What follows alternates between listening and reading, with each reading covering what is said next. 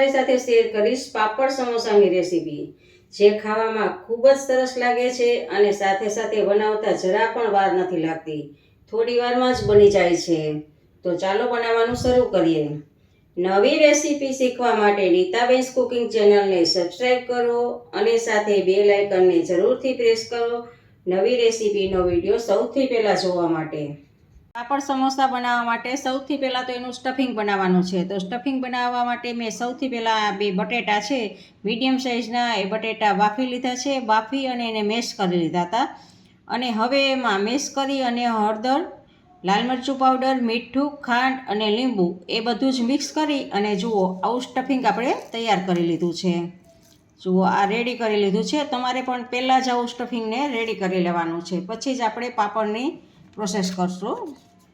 હવે આવી રીતે એક અડદનો પાપડ લેવાનો છે. તમારે નાની સાઇઝનો કે મોટી સાઇઝનો કોઈ પણ પાપડ ચાલે. મેં નાની સાઇઝનો પાપડ લીધો છે અને બરોબર આવી રીતે આમ સેન્ટરમાં આવી રીતે આમ વાળી અને આમ ઇઝીલીથી 2 ભાગ થઈ જશે. જુઓ આના પ્રેસ કરશો એટલે આવી રીતે 2 ભાગ કરી લેવાના છે. હવે ગેસ સ્ટાર્ટ કરી અને એની ઉપર આપણે લોખંડનો તવો લીધો છે. લોખંડનો તવો ખાલી ગરમ જ કરવાનો છે. ગેસને મેં સ્લો રાખેલો છે. જુઓ આમ અડી શકાય એટલો ગરમ થાય એટલે આપણે આ પાપડને એમાં આવી રીતે આમ રાખશું અને કપડાની મદદથી આપણે પ્રેસ કરવાનું છે. જુઓ આમ થોડું થોડું પ્રેસ કરશું આપણે.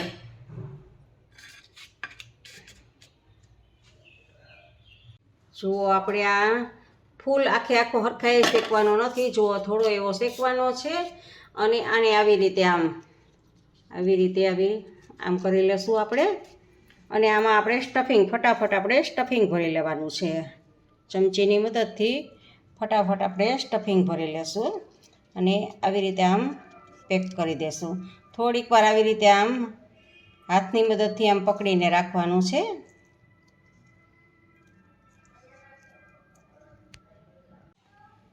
જુઓ આપણે આવી રીતે આમ બધા જ તૈયાર કરી લેવાના છે. જુઓ આપણે આ પાપડના સમોસા બનાવી લીધા છે. જુઓ તમે જોઈ શકો છો. જુઓ એકદમ 2 પાપડના 4 સમોસા બન્યા છે. 1 પાપડના 2 સમોસા બને.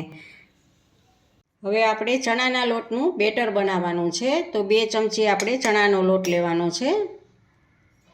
જુઓ 2 ચમચી ચણાનો લોટ લેશું અને એમાં સ્વાદ પ્રમાણે આપણે નિમક એડ કરશું. ચપટીક આપણે નિમક એડ કરશું અને સારી રીતે મિક્સ કરી દેશું.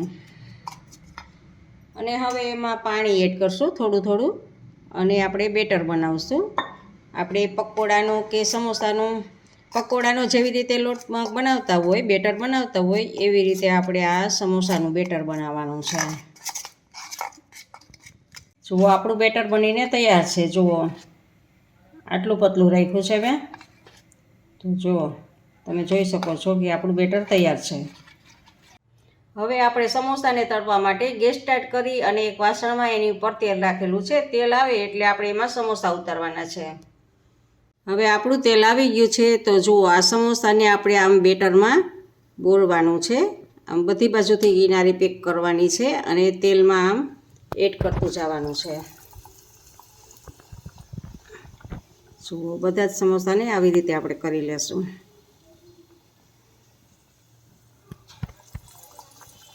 જુઓ આપણો ગેસ આપણે ફૂલ જ રાખેલો છે અને હવે સમોસાને આપણે નીચેથી આમ પલટાવવાના છે. આવી રીતે આમ બીજી બાજુ કરવાના છે. જુઓ આવી રીતે. અને ગેસને તો ફાસ્ટ જ રાખવાનો છે આપણે.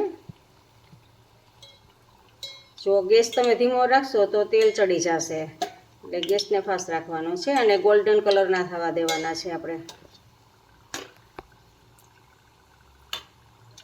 જુઓ આપણે આ ગોલ્ડન બ્રાઉન કલર ના થાય ત્યાં સુધી તળવાના છે. હજી થોડાક આપણે બ્રાઉન કલર ના થવા દઈએ. તો આપણા સમોસા બ્રાઉન કલરના થઈ ગયા છે. આપણે ગેસને ઓફ કરી દેવાનો છે અને સમોસાને આપણે કાઢી લેશું. જુઓ એકદમ આપણે તેલને નિતારી લેવાનું છે અને પ્લેટમાં લઈ લેશું. જુઓ એકદમ જોતાં જ ખાવાનું મન થઈ જાય એવા.